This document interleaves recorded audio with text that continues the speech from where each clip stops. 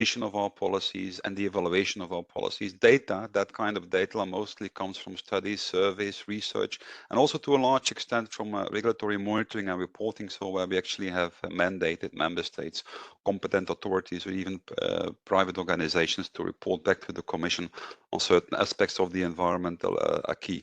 And although there is no legal basis yet for using a citizen-generated data for policy development or compliance promotion, we wanted to explore how the emerging legal framework on data, meaning the Data Act, the Data Governance Act, the Open Data Directive and its implementing regulation on high-value data sets, and the available technology, in this case SOLID, that we're discussing, could support the reuse of certain Internet of Things, IoT data from smart devices owned by citizens.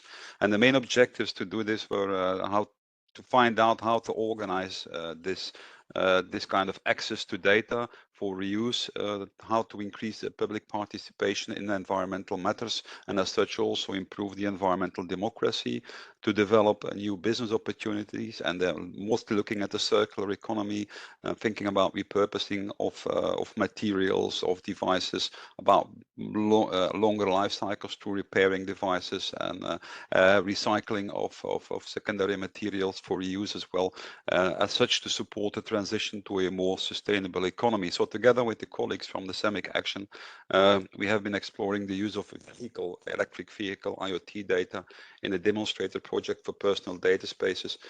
Project was funded by Digit, and we focused on electric vehicles to explore the feasibility of personal data spaces that would allow electric car owners to manage their data and even share the data with public administrations to support policy development and implementation, for example, and to make sure that the legal initiatives and interventions that we take are more effective.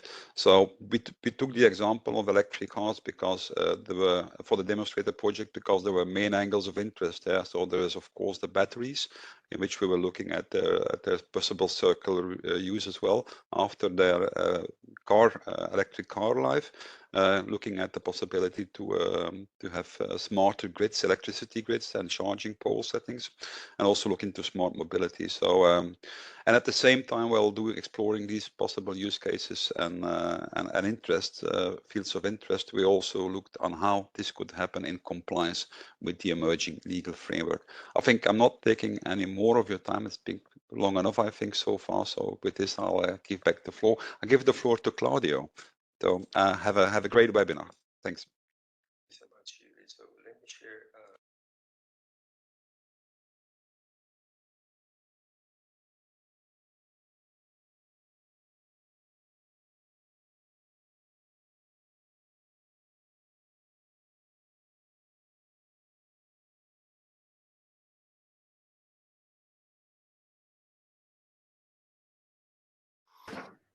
Right, so I hope everybody can hear me and you can also see the screen, the slides.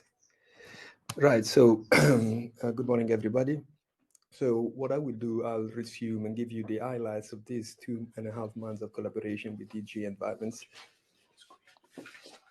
Right, let's do.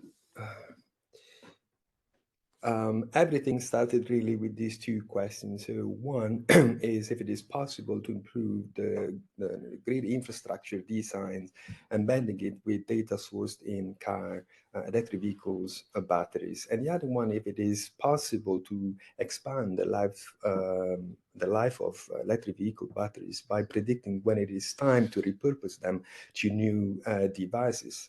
It's obvious these two questions have in common that they, when successful, they'll do good for the environments.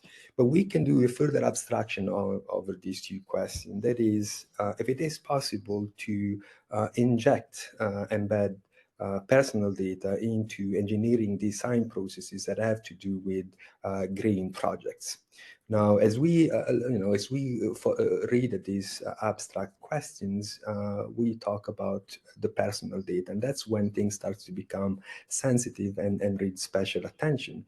Now, we talk about personal data because obviously a battery belongs to a vehicle, which belongs to an individual. Now, what do we need in order, to progress with this? So first and foremost, we need a technology that is fit for purpose. As Yuri has anticipated, we have chosen for this PSC Solid. Now, Solid is fit for purpose for a few reasons that I will going to list you as we progress with the slides. It is it is a decentralized technology, and that obviously it's an advantage not to create silos that can produce data breach in case it is compromised. Solid works with the concept of pods. Pods are containers of data and are a way to create boundaries around data, and that is under control of the individual or any entity which owns the pod. So that lends itself very well to the analysis of the legal frameworks we have done and we'll see in a bit. Another positive point about Solid is that it allows to implement the various actors and their roles, their capabilities that are prescribed by the legal frameworks. And that's because a pod is not only a mechanism of concealing data. It's available to an individual, but it's available to anybody who participates in the Solid network. This leads me to in the next main ingredient of the technology that we have treated in this PSC, which is the legal framework. We have run our investigation on the legal framework by reading into the various acts that are available, meaning the Data Governance Act, the Data Act, the GDPR, including the Battery Act. And when we have done this investigation, we have extrapolated a few things. First and foremost, we extrapolated what roles are involved in exchanging personal data.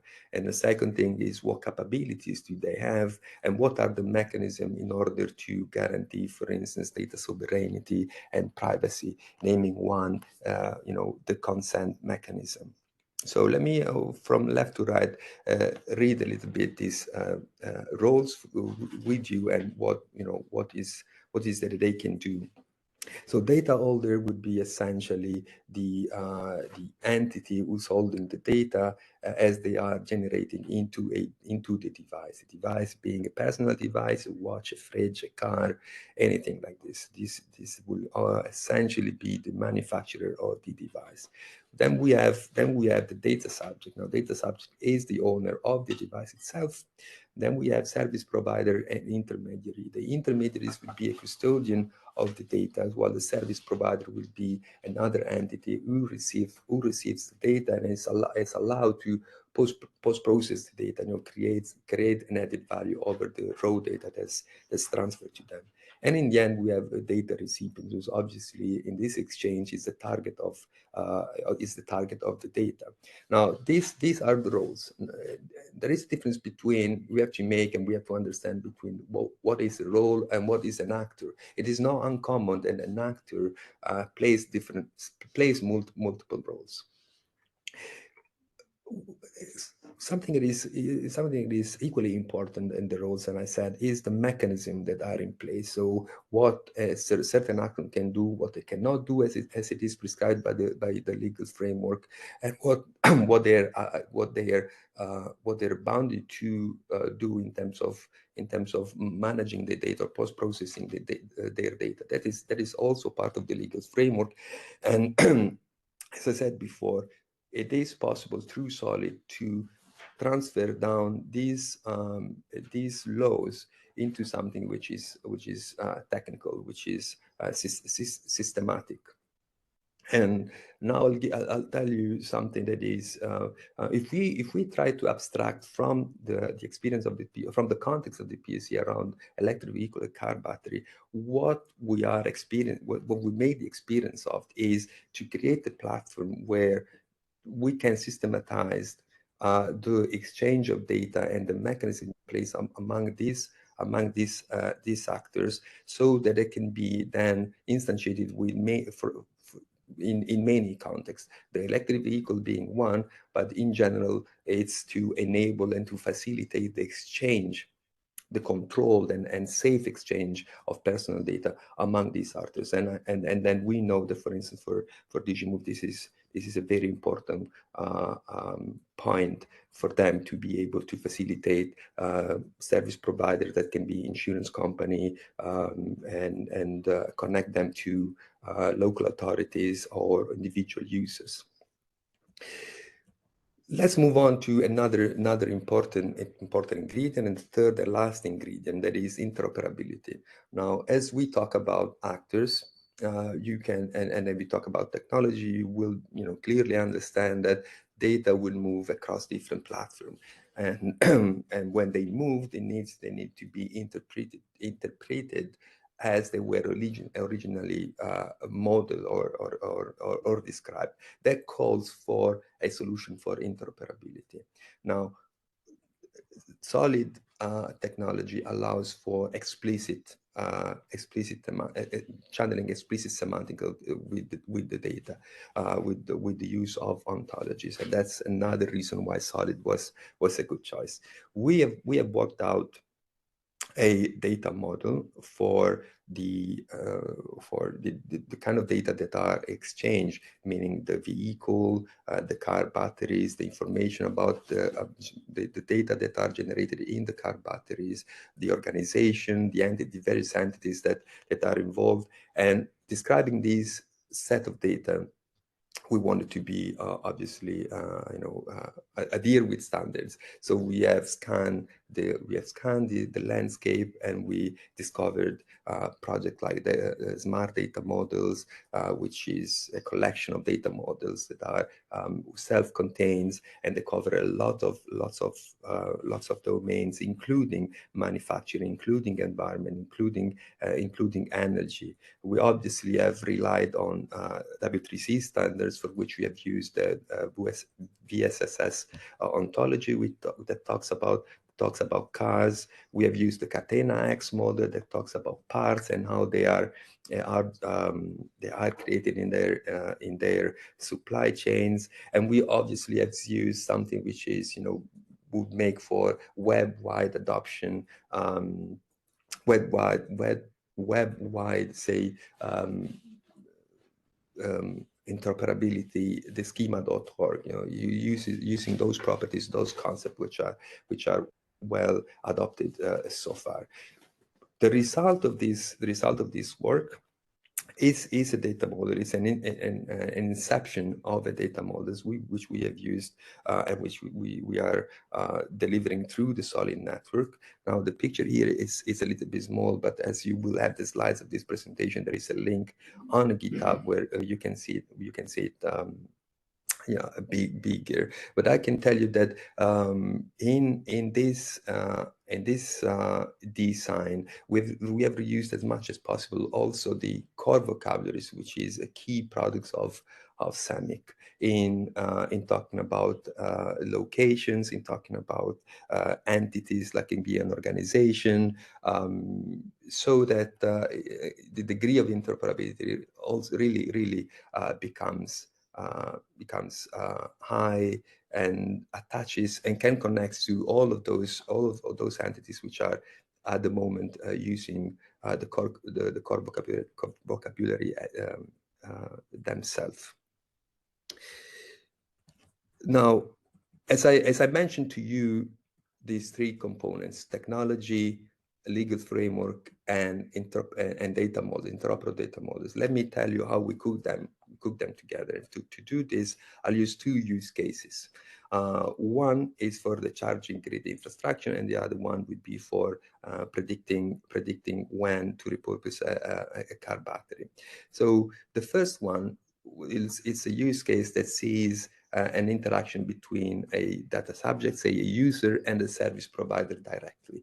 A service provider in this case, it's also the data receiver, and this you can imagine to be an energy company.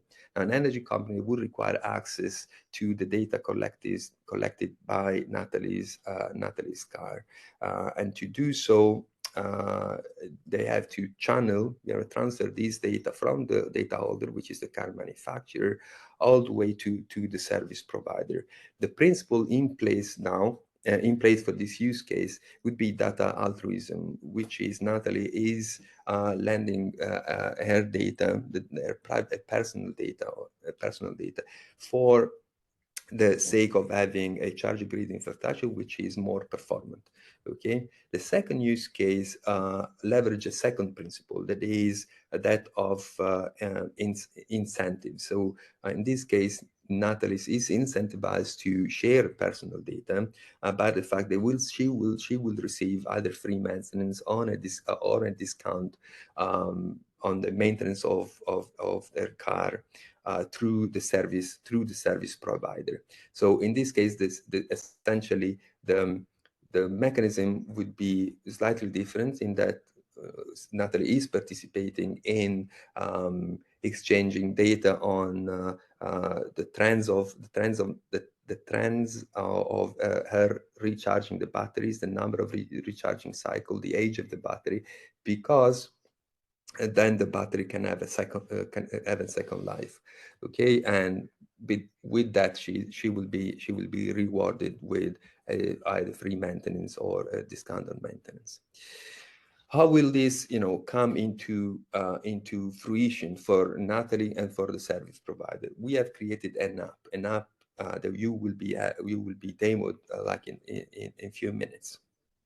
So there are stages in which the service provider will issue a call for action, and this could be through many channels. It can be through issuing through emails communication. It can be through the dissemination of QR code. It can be through social media. At this point, this call for action is picked up from the user. In this case, Natalie, who is prompted to participate into this through the app.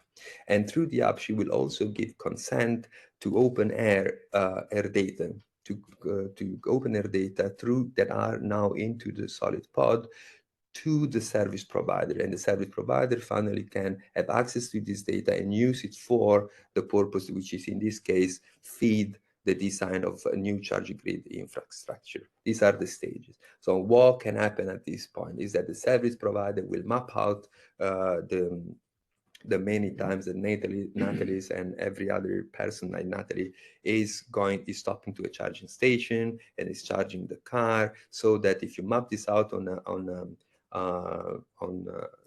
map the geolocation of where this happened, you can understand, for instance, that there are certain areas which needs to be boosted in terms of the amount of power that goes into the ether, because there is a lot of cars that are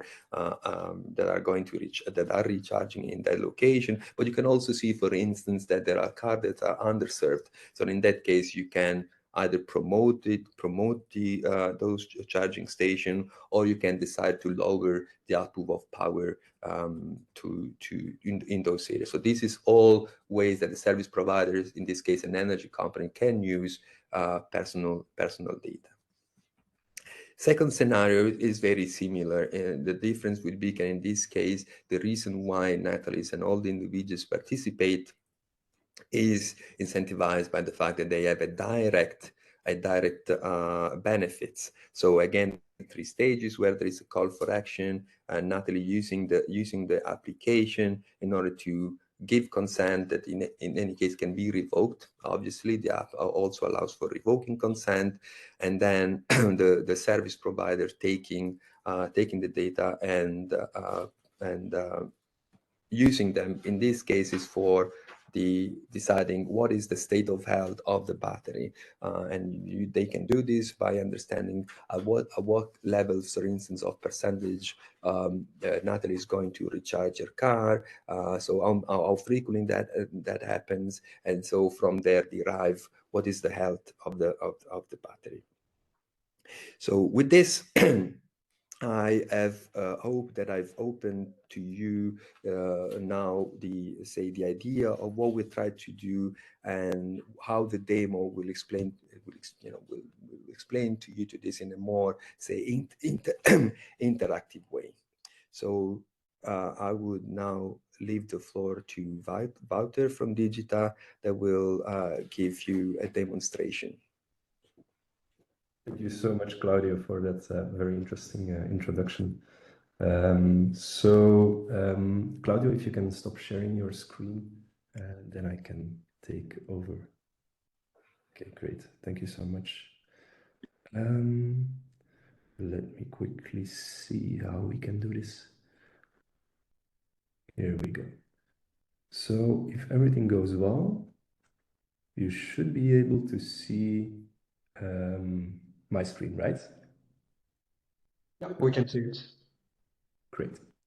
So before I start the demo, let me just say it was great working with everyone on the commission and PwC and realizing this.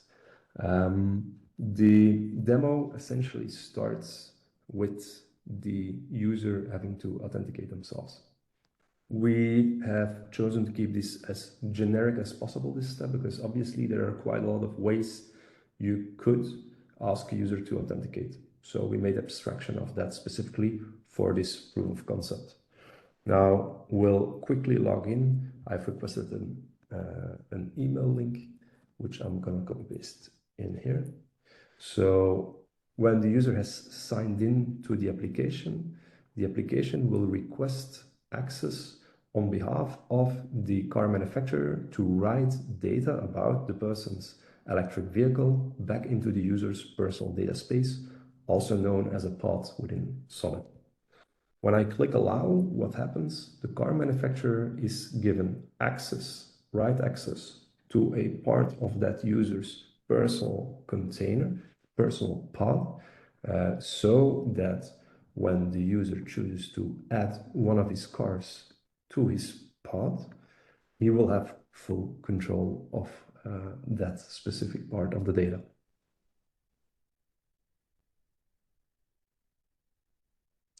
Now, what happens in the background is that the user's data about his electric vehicle that he already owns is written back to his own personal data space.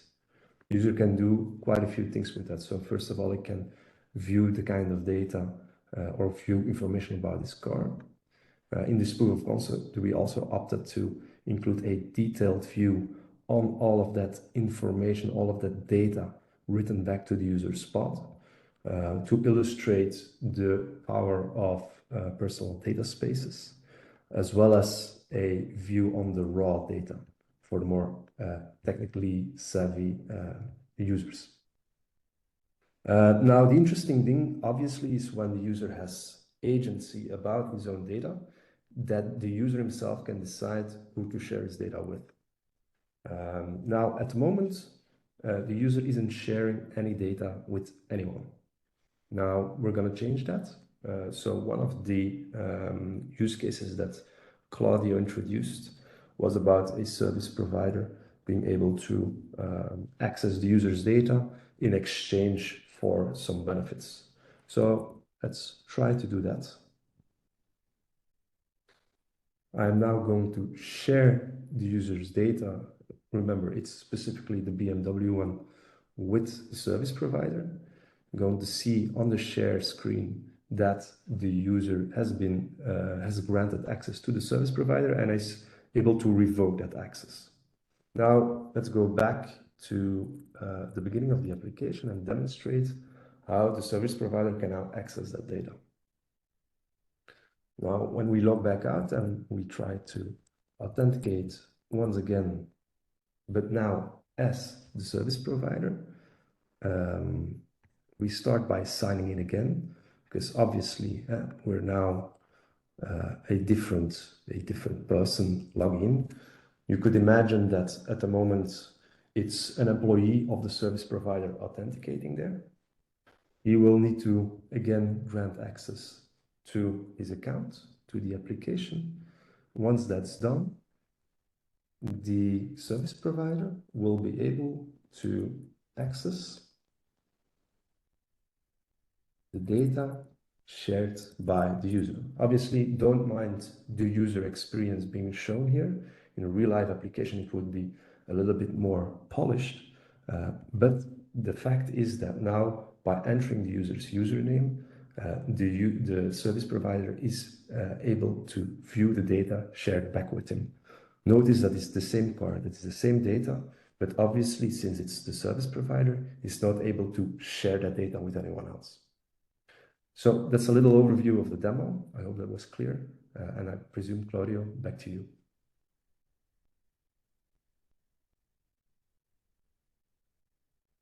Claudio, you're muted at the moment. Yes, thank you, Wouter. So at this point of the presentations, we've seen the demo. We could go into the question answering section. I see that there is a few comments already in the chat. So I would open the floor for everybody, maybe by already seeing what are the comments in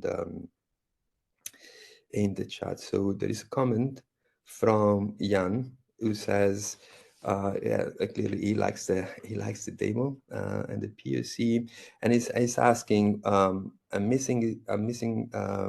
missing is clear consent with the purpose of using the data. There are standards that can be used to set a minimum set of information that needs to be presented prior to granting access. Maybe, Wouter, can you give us, can you go technical and describe how consent is treated through the app?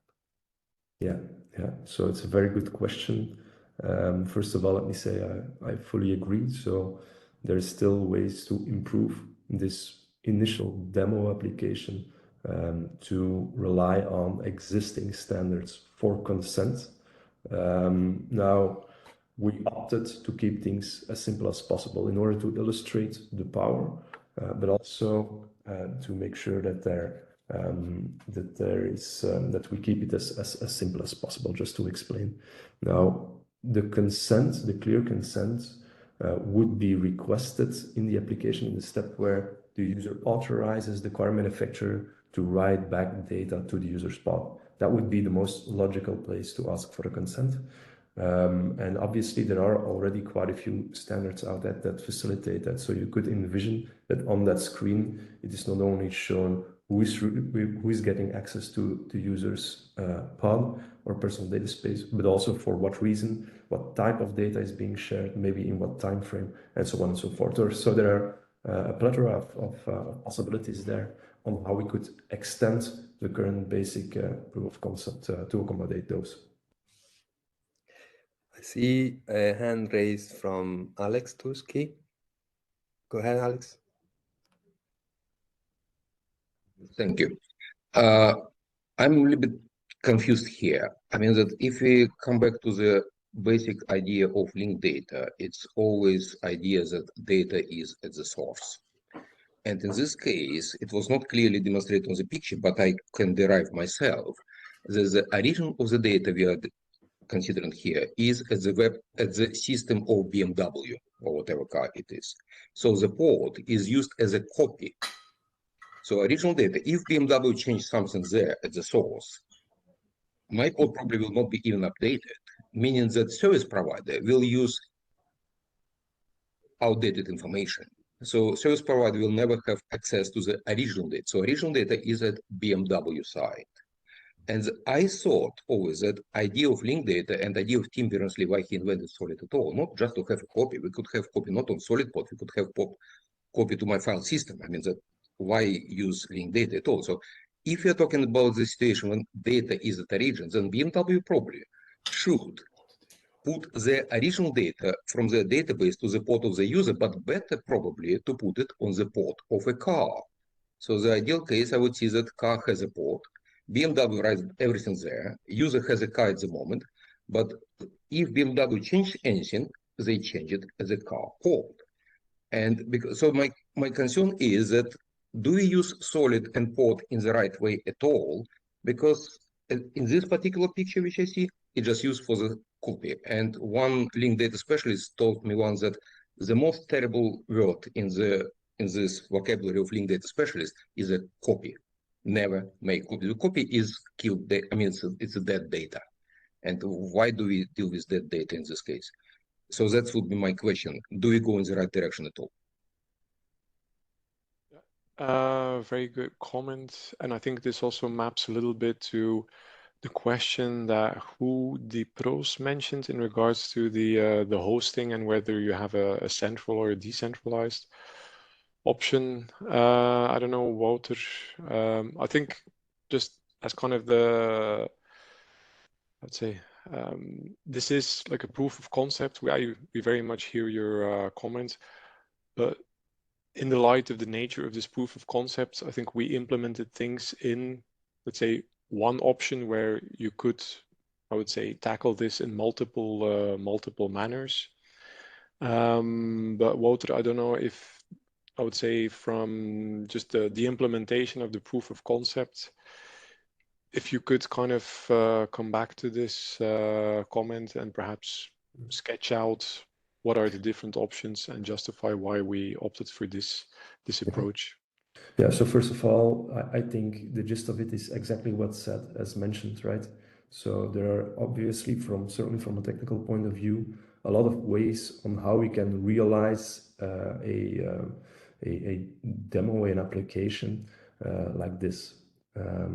Now, it has a lot to do with the different types of architectures from a technological point of view that could be supported.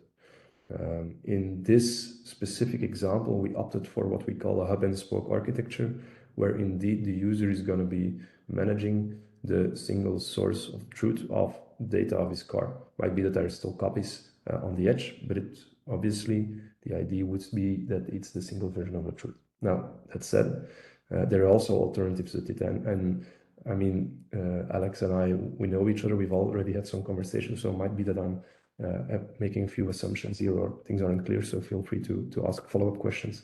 But the thing that Alex is referring to, a pod belonging to a car, is what we call a federated architecture, where, for example, different organizations or even different specific objects can have a digital twin containing data about his car and a single version of the truth being able to share with the rest of society and several citizens. And there are obviously trade-offs for both approaches. I think the big benefit of the first approach, the hub and spoke architecture, is that the user is at all times in full control of who he shares his data with.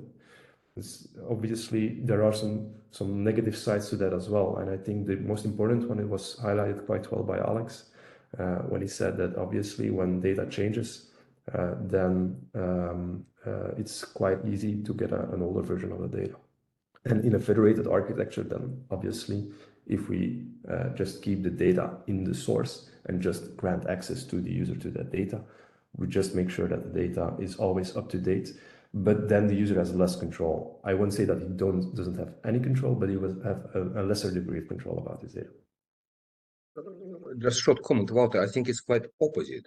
If the data at the port of the car and user owns the car, user has total control over the data. But if data is at BMW side and BMW change something, BMW may allow or may not allow user to control who BMW shares this data with. So I think it's opposite idea. So the same thing, Alex. I think we're saying the same thing. So fully agree. Yeah, if the data is stored at BMW, then obviously BMW has a higher degree of control.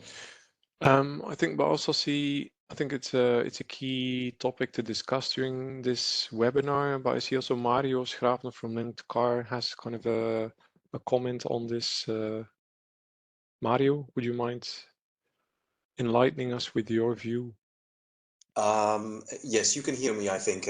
Absolutely, loud and clear. So first of all, thank you for the demo. I really loved it. Thank you, Wouter. And thank you all the rest. What I want to say regarding Alex's comments, it's I think the reason why I think this demo is a good demo to show that a consumer, a driver, can actually own the data. Now, I say own with a little in between brackets, because you're right, Alex. It's actually BMW that is still the owner of the data, and you get a copy of the data. That's only possible because of the EU Data Act, that you get a copy of the data. Now, and I understand, Alex, what you're trying to do, because it does make more sense to put actually that data already in a pot, so the BMW and the driver can immediately access that data. But that will, sorry about that, will never happen. Because well, that's my opinion, well, because all the manufacturers will say that they need that data for security reasons. So whatever we will do, and we can stand up and protest in Brussels, whatever, will never happen.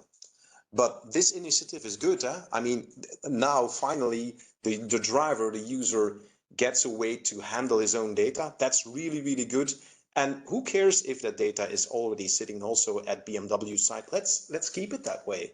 But today, to change that, it seems to be impossible for me. Mario, I have good news for you. I spoke with not with BMW, but Siemens. I have a lot of people there. And actually, they want it. The problem is that we should separate BMW as a company from the information systems they use, because from their side, they also suffer from, let's say, 800 information systems, which totally take their data at this moment and use it any way they want. So actually, it's not, when we look from far away, it looks like BMW just one thing, but it's not one thing. One thing is BMW, another thing, 800 information systems BMW is suffering from. So actually, just like us users, BMW also wants to get rid of vendor lock-in of 800 information systems. So it's good news. Yeah, that's good news. Let's see where it goes, but I'm already happy with this step that we're taking. It's for me, it's one step at a time, and this is already a good step in the right direction, because previously no one had access to that data. Only the manufacturer had access, and they could do whatever they want with that data. So if you like it or not, they were selling your data and they're making money out of your data. So this is a good step. I think it's a wrong step, because it creates illusion of having your data. So people say, well, we address it? Oh yeah, we address it. We have this great term and we go, it's a great step, but this is illusion. BMW or actually Plasma still have our data, and illusion is probably even worse than not having illusion. We need to have a beer together, Alex, to discuss this. Yeah, let's invite everybody to that beer. I'll take a chance to give the word to Jan, who was coming in with an angle talking about delegation on Alex's remark. Hi, yes, Jan Lindqvist. My thought was that we may need to consider situations where you have a rental company that they're renting out cars, and you might need to consider where we're going to charge the car. And in a delegation scenario, the car is owned by the rental company, but you as an individual might want to have some control during the period they're renting. And that's why I thought of Alex's example of that the manufacturer might create these pods. I'm thinking of, well, there might be companies that are in control of your data, of the car data. So I like to, if that could be considered in the use cases, is this ability to delegate. And it might not only be the car rental, it could be family members, you could be borrowing your car. Sometimes they might need access to that data. And you can restrict based on a clear consent of what data is accessed for which period you could support this. So the term delegation might be a good, appropriate way of talking about the car data being used by different people with one that owns it. Thank you. Thank you, Jan. I'm reading in the chat, William Keisner asked about co-ownership, as it was mentioned by, sorry if I'm pronouncing the name, Mender Osinga. So maybe William, would you ask your questions about co-ownership?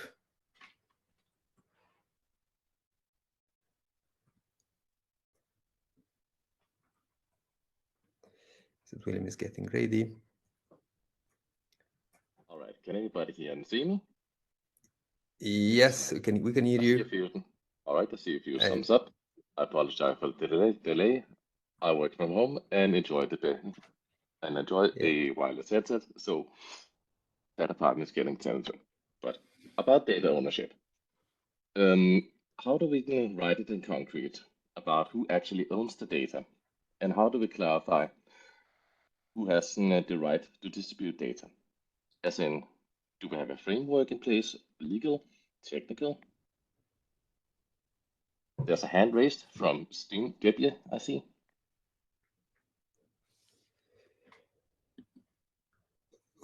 So certainly, I mean, we will rely on the legal framework. Because this POC, as I said at the beginning, has three main components. One being heavy relying on what are the prescription in the various acts, and we'll follow them.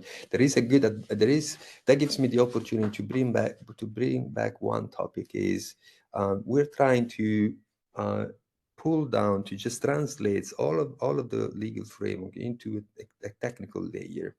And this is because this POC, although it's in the context of car batteries, it still can anyway be valid if we generalize it as in terms of facilitating as much as possible and systemizing this facilitation of data exchanges between different roles, so that any actor who wants to come in and wants to, play a certain role or multiple roles, can use the technical layer to make sure that what they are bounded to do within an agreement of exchanging data, within a relationship with other actors, is well defined. Now, there is an aspect to this, which I know we're discussing with Jan Lindqvist, is the evolution of the policy. Now, policies is not something that you can easily represent in the solid specification. There is people working on it because policies changes in time. I mean, the legal framework can now dictate something of what is a relation between two roles or three roles, but it can change in the future. So how do we make this dynamic and still be systematic? So that would call for being able to represent the policies as well as the roles, as well as the data, and so on and so forth. So for me, that's an interesting way to look at the future of this POC. Yes. Absolutely. But for now, it seems like we don't have any solid one-size-fits-all answer. But it sounds like to me, like in generalizing what we've seen here and extrapolate it so it can fit in other contexts is the way to go, even though it's complex as fuck. Yeah. Alex? Comment on the legal side. Actually, let me try to clarify it as I see it. We have all these platforms, 800 platforms at BMW side, which actually have data in the separated data silos. And the whole legislation we have now, like GDPR, the raison d'etre for this legislation is that our data is somewhere there in 800 information systems, and GDPR politely asks, dear systems, could you please share this data with the owner? Please. But actually, they don't care about it. So the whole legislation now is around the specific situations that our data at the systems. Again, and I guess Pod and Solid allows us to get data out of the system. That's my dream, as you understand, that we take data out of the systems and put it on the pod of the car. By the way, which answers the question, if it's a rental car, okay, for a couple hours, I'm the owner of this pod, and that resolves the issue with rental car. But if the data is the pod of the car, or the person, organization, BMW also wants to have it at their pod, then the whole legislation will change. And it will change to adjust to the new situation that data and platforms are separated and will be much more simplified. So my point is that legislation follows the specific architecture of the system. So first we have to answer the question, where is the data? Do we still allow it to be at the platforms? And in this case, we use pod just as a copy. It doesn't change anything, so no need to change legislation. Or we dare to ask platforms to return data to people, cars, and BMW, and then the whole legislation will change automatically. It will be a different situation, and we will have legislation to be adjusted to a new situation. So legislation will follow this, answering this main question: where do we keep our data? Do we dare to take it back, or shall we just ask them for a copy, put it on the pod, which I think it leads to nowhere. If I may add something, the reasoning of Alex is totally true.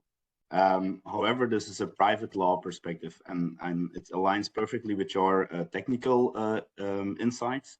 The big problem is that the European Commission isn't in charge of private law. This is national law. And thus at the moment, we only have data protection laws regarding this topic.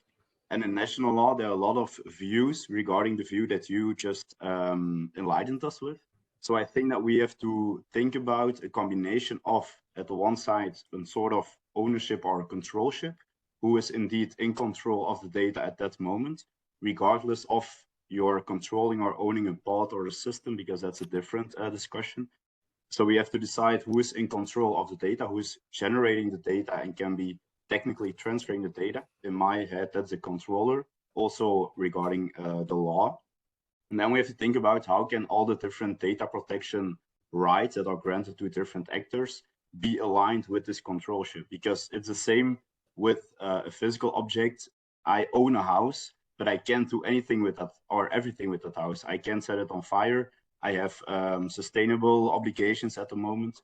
So it's kind of the same reasoning that you're telling me here. And then in the end, if an owner of a controller or data transfers that data, then indeed it's up to the technical world to decide whether it's like a real transfer or it just is a copy in a record or a copy of the data, or it's a co-ownership maybe. So that's my question to you. How do you see that? But I think that at the moment, law doesn't have to change. However, national legislators and European legislators has to speak with each other regarding the alignment of the different branches of law. And I think it aligns with your vision.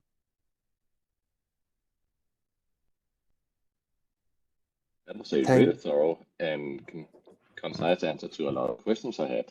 Thank you. No problem. Thanks. That's the benefit of having an expert. Right. So I see two long comments. One from Regis is talking about ownership, and another one from Paul that is invoking the widening the audience by including the AI regulatory sandbox. So if Regis wants to come in with his point of view on ownership. Hello. No yes. need. I think I just want to. Well, I say in fact the same as what Stan said. You have the local laws, and you have the GDPR, and I give an example in the hospital industry where you can. By law, you need to keep the data, but you can share it. And that's the nice thing about this demo and about other things is that now you can share the data. And that's really something we need to encourage. Thanks. And Paul, what's your idea of including AI in this? Well, how do you see the connection between this POC and the AI regulatory sandbox? Sharing the data in the car is something that you are working on. It's a very nice demo. I think personally that you need to involve also maybe the car manufacturer in the discussion, and so you need business, legal, and technology to collaborate together on first studying the impact of data sharing. I think it's a very good demo, which has a number of opportunities that can have, and using data altruism, can have a societal impact on what is happening, which is important for some policy and regulatory instances. And so a regulatory sandbox, which is now part of the AI Act that will be coming out, in our, let's say, digital twin future that we're looking at, which was also referred in some of the other comments that people are working on the digital twin of the car from manufacturers and test installations in a number of countries. I think if we bring them together in an experimentation zone, which is what the AI Sandbox initiative is doing, then we can collaborate further on expanding what the good work that has started here into involving most of the stakeholders in a secure environment, which already mitigates some of the legal problems or issues or risks, and some of the also risks that might be relevant for car manufacturers on security of the data in the car and some of these other risks that are. So that's why I thought maybe if you extend this a demo into a more experimental, using the experimental zone, using a regulatory sandbox, that could be an idea to move ahead. But that's just an idea from, we're setting up an AI regulatory sandbox in some of the living labs for AI that we are currently rolling out. We just got started. There's a project in mobility already using this kind of a sandbox in a number of areas in France and in Luxembourg and in Belgium. So I think there is a possible connection to involving more stakeholders. Very good, very good. I mean, I was taking notes as you were talking, just because this can be one of the way forward.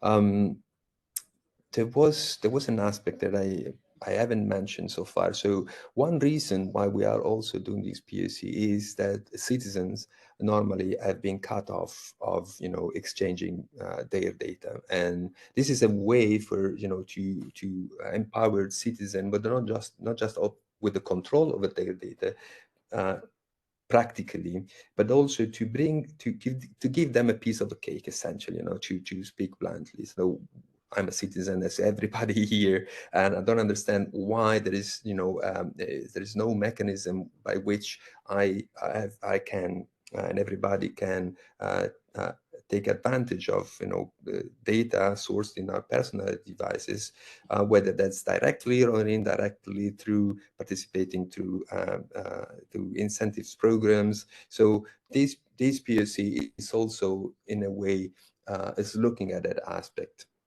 Is to making citizen monetize in a way or leverage the personal data. So I would be happy to hear any comments of anyone who's looking at this part of the at this angle of personal data.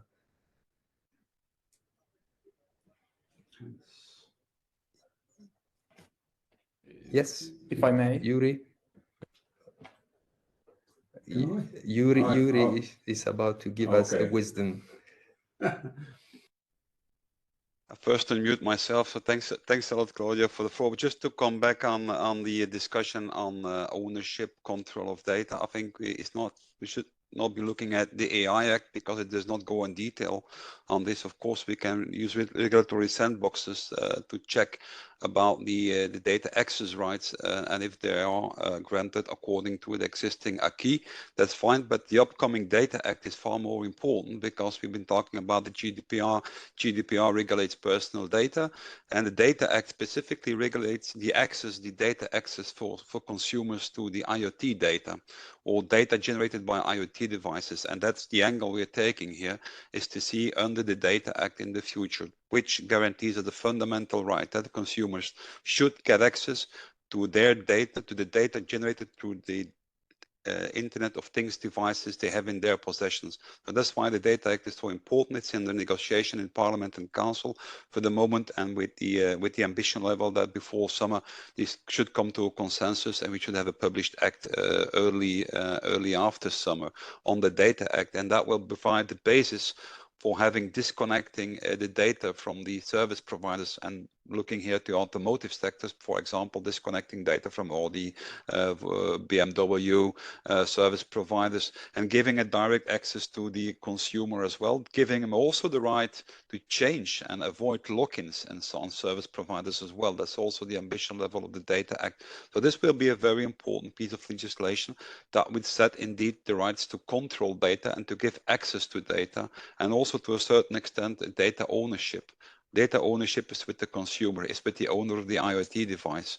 And there might be other intermediaries, and that is then defined as a role under the Data Governance Act, which has already been adopted, the role of intermediaries that they can play, and their interaction regarding data sovereignty with the actual data owners or data controllers, in this case the owners of the IoT devices. So I think just to give you this angle as well, that is, if you really want to look into this and you will look at how these future infrastructures should work, at first they should be compliant with the regulations, and that means they should be compliant with the Data Act in the future, GDPR, and the Data Governance Act.